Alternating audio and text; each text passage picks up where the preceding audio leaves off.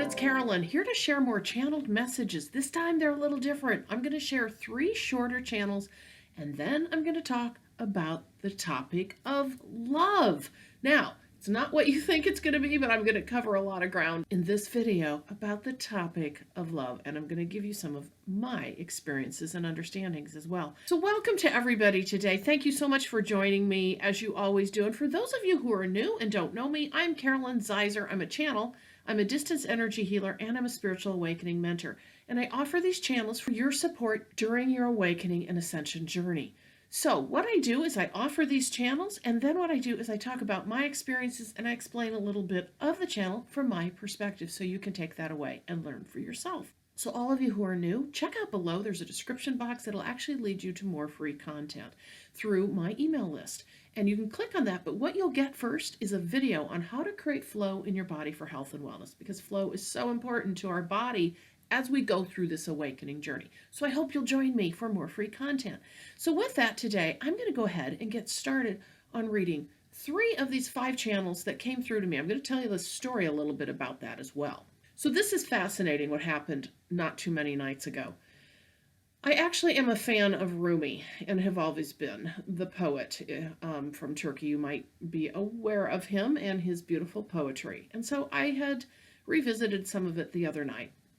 And as I was sitting in bed, kind of getting ready to go to sleep, all of a sudden, I got this rush of inspiration. Now, typically when I channel, it's like someone wants to talk to me, and I know that. Now, I don't always go sit down because I'm doing other things, but there I was in my bed, getting ready to go to sleep, and I got my pad and pen out, and I started to write. And literally in about 5 minutes, because it was just constant writing, I had 5 small poems on love. So if you know anything about Rumi and have ever read his writings, you'll know that he speaks of love on many different levels.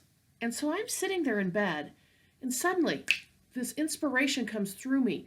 I start writing, and all of a sudden I started thinking as this was happening, am I channeling Rumi? You can argue I was or I was not, but I'm sharing these with you today because they're very different than what the light keepers offer. And I want to talk about this topic of love because I have actually been asked to do so, particularly right now during this season where many of us are celebrating holidays, and there's time where we're spending with family and friends, and it's just often a time of greater heart-opening space for many of us. So I'm going to share 3 of these with you, and then I'm going to talk about the topic of love. So stick with me on this, but these are so beautiful. I just was amazed when they came through. Here we go. Your love came once, then gone, fled to faraway lands, leaving the heartache behind, all now living in me. Then we have the second one. Together again, time passed once, desperate to love again, finding you once more. Loving was a closed door. Not now, though, as you are here again, dripping in love songs and words. Lost is the time we didn't have, but now again for us we are here. Time stands still as we rewind, living again what we knew but set aside. Now we see once more. All right, there's the second one. And now we have the third one. How have you forgiven me? Your love so strong that you forgot and let go of the suffering to come back again to this time, now full of life's experiences, and wise too, I see. But in your eye is still me, and in mine you. Once again we find what we left one day, never more to let slip away. So when these were done, this is like midnight on a particular night, and I was just like, oh my gosh, what just happened here? Because they flowed and they came out, and it was all about the expression of love. So I want to talk about the idea of love today. And I'm going to talk about from my perspective and kind of my learning as I grew up. And I don't know fully where it came from. A lot of it is societal. A lot of it is familial, most likely. But at the same time, I think many of us, as we've gone through awakening, start to understand that there is a fully different definition of love, one that we may have never understood at all before we were awakening. So, literally up until my awakening, and I'm no youngster, a few years ago, I had honestly seen love, the definition of love, primarily from a romantic perspective. Loving someone else that you were romantically involved with. That was love. Not that I didn't love my family, my parents, my sibling, my friends, but I never saw it as like the kind of love that what love really had kind of been defined as in our society. And if you think about it from kind of a Western perspective, you don't hear a lot, you are now more, but you didn't hear a lot about love from just love of family and friends, and then you can take it to love of all humankind. That deep-seated feeling, it mostly came from this perspective of boyfriend, girlfriend, partner, romantic love, which can get so skewed, as we know. And so then we get this fairy tale notion in our head, and we define love as this magical thing that happens between another person and you, but in a romantic way. That is literally how I saw love, the definition of what love was for most of my life. And for whatever reason, I never thought of it outside of those boundaries. I would say things like, I loved my mom. Like I would say, I love you. You know, you say that on the phone. You say that when you're leaving. I never in a million years ever said, I love you to a friend, or love you, or even understood what that would have meant with respect to loving a friend. Again, also with the parental and the sibling, I don't think I'd ever told my sister I loved her. I know that maybe this is all just me, but what I'm trying to get across here is I think you're all going to, or many of you, will see a part of me in you as far as how we have been taught to look at the idea of love. Now, those of us brought up in a religious environment can talk about God's love. Not sure we understand that. I'm not sure we understand that at all. Okay, what does that even mean, God's love? How does that play out in our lives? Many of us have seen that, but many of us haven't, even though we've gone through the entirety of the religious experience over time. So the idea and the definition of love, honestly, and I'm talking particularly in Western culture because that's what I grew up in, has been skewed for us to understand it in a very romantic way, not understanding it from loving every single one of us. Forget parents, forget siblings, forget friends for a minute. I couldn't even figure that out. That never occurred to me. And I guess even though it came out of my mouth, the I love you to my mom, and I never used to say it to my sister, what did it even mean? I never thought about it. It was just something you said. And yes, I had caring and loving feelings, but I never thought about it. I only thought about it from romance. Okay, so fast forward to the awakening, and suddenly, as we know, we can go through these times of great expansive heart opening of the heart chakra. Now, for me, didn't last long. I'm not kidding. It's this quick burst of I love everyone, and many of you have had that experience where all of a sudden there's this rush of heart chakra opening of all of humankind, the oneness of love, the understanding that you are not separate from everyone else, the love of the one, being able to see others as they truly are, that soul of beauty and brightness and light and purity outside of that human form that can cause us so often to get stuck in not being the trueness of who we are. But when that heart chakra opens to your experience during the awakening, whether it be 2 seconds long or days, you all of a sudden feel what it's like to truly love, not romantic love. Set that aside completely. And I'm not dissing romantic love. I'm just saying that's pretty much what many of us have been taught is love. And so many of us also have such difficulty even talking about love of friends, love of anyone else, love of parents. We don't even express it very well to our families oftentimes. It's just kind of assumed, right?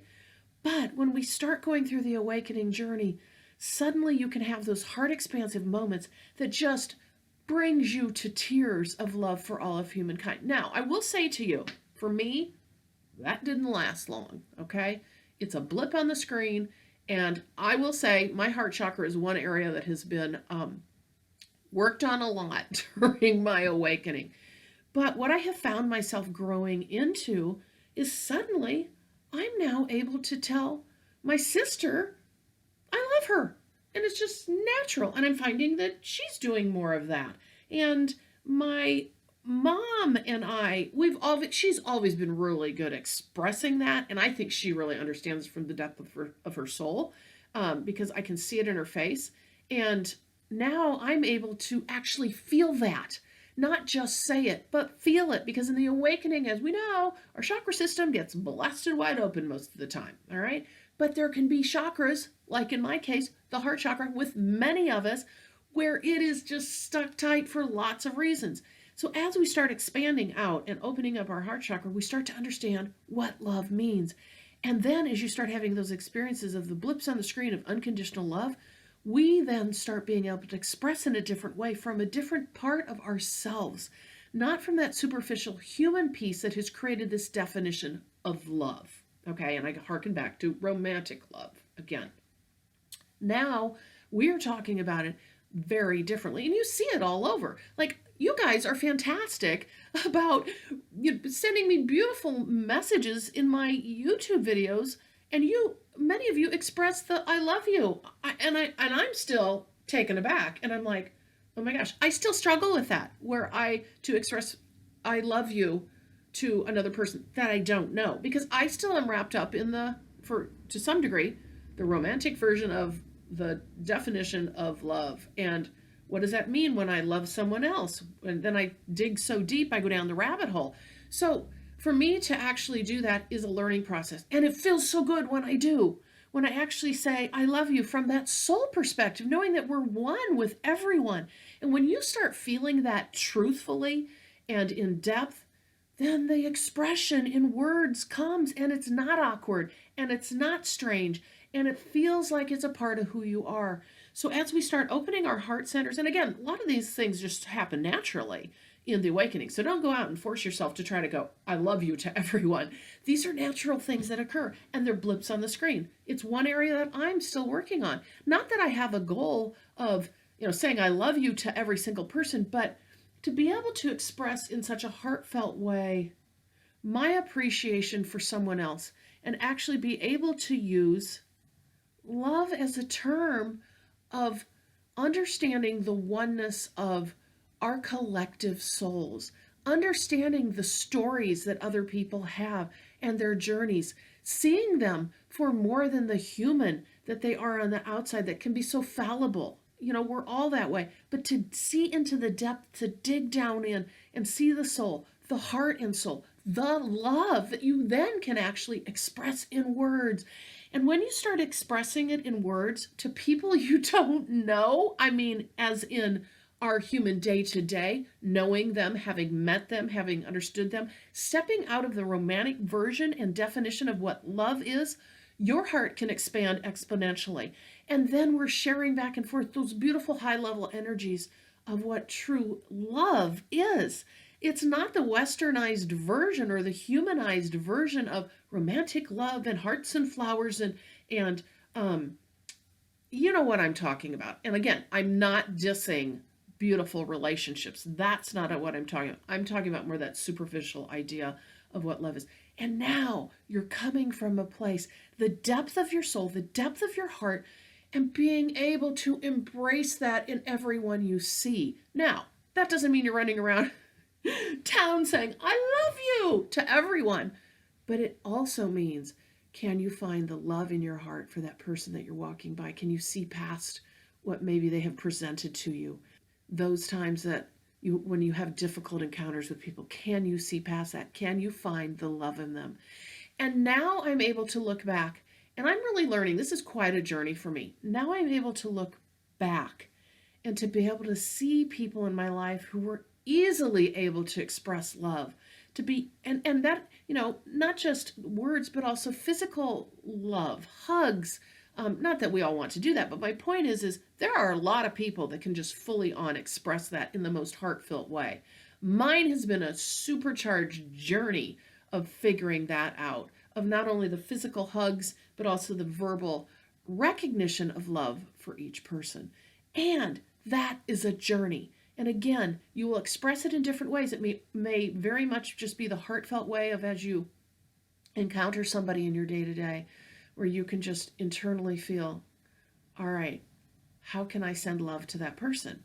Thinking of it from a different perspective, and that it doesn't have to be. Love does not have to be just a romanticized version of what we have so often been taught. So I would challenge all of you to take a look at what your definition of love is, how it has been defined for you, journey back into what it looked like when you were younger and growing up. For many of you that are, in my era or older, it was a kind of shut down idea of expressing love, a much more formal way of doing that. And now we're coming into the era of much more expression, and it's such a beautiful thing. But I would ask you to journey back, think about that, look at how you express what love is, what your definition is. How is that changing for you now as you're going through your awakening ascension journey? And what does that mean for you, and how does it make you feel? It's a wonderful study. And as we're moving into these end of the year kinds of events with all the energies, and many of us are celebrating holidays, and all of us are celebrating a new year coming up, 2020. What does that expression of love mean for you? Because there are many different ways we can express it, rather than just, like I said, the version that many of us grew up of, which is just a partner-sized love, of a romantic version of it, but instead one that fully embraces the full collective. So with that today, I hope you've enjoyed this kind of different video and the poems, because they just flew out of me. And whether or not it is Rumi coming through to me or not, I don't know. But as you know, I do channel pretty prolifically. So I hope you've enjoyed them regardless. And with that, I'll remind you again of my services at purplerainhealing.com. If you would like to work with me and get your own channeled messages, come on over, check out my sessions. And I do offer channeled messages, distance energy healing, and spiritual awakening mentoring, where I channel through all of these for you and offer you your own messages. So with that today, I thank you so much for joining me, and I will see you in the next video.